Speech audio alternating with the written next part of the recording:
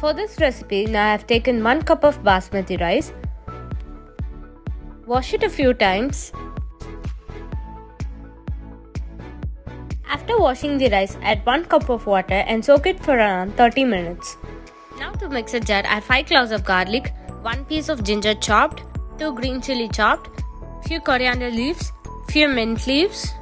Now grind this into a nice paste.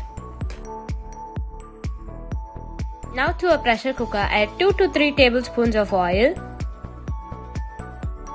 Add 1 tablespoon of ghee. Once the ghee is melted, add the whole spices. So I have 2 bay leaves, 1 cinnamon, 1 star anise, 5 cloves and 3 cardamom. Now add 2 large onions which is finely sliced.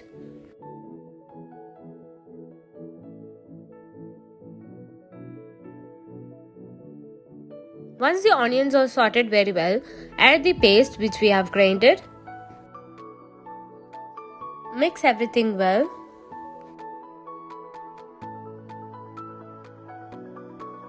Now add 2 large tomatoes finely chopped.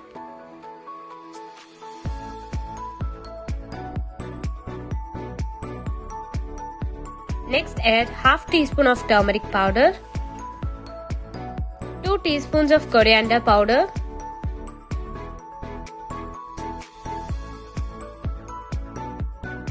add 2 teaspoons of chilli powder. Mix everything well. Add half teaspoon of Garam masala. Now add half cup of curd. So mix everything well.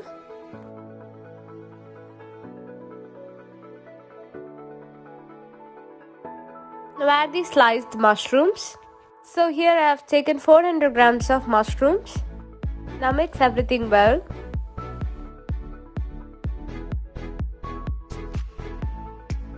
So once the mushroom has left its water, add the soaked rice. Add 1 teaspoon of salt. So gently mix the rice in so you don't want to break it. Add a handful of fresh mint leaves. Add a handful of coriander leaves. Now mix everything together.